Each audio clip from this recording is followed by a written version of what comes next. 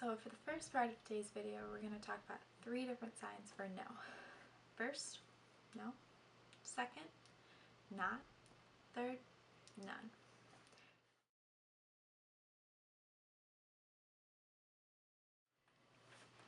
The first sign for no in ASL, no, is used in answering a yes or no question.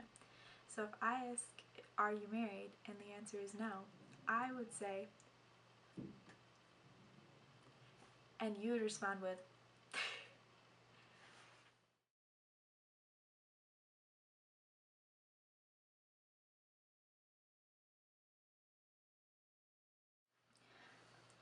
The second sign for no in ASL is not.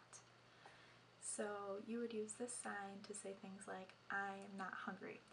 So I would sign,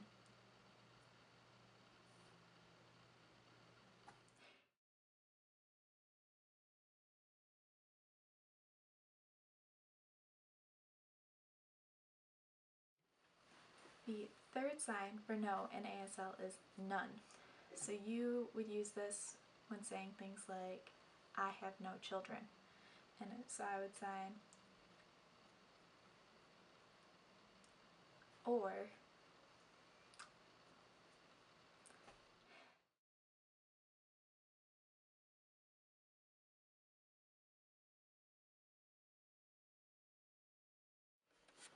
one final note with no signs is that you want to make sure that your facial expressions match what you're saying. So you don't want to be signing no but going.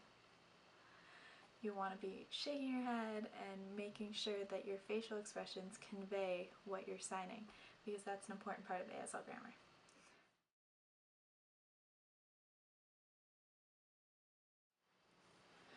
The last topic for today's video is initialized signs.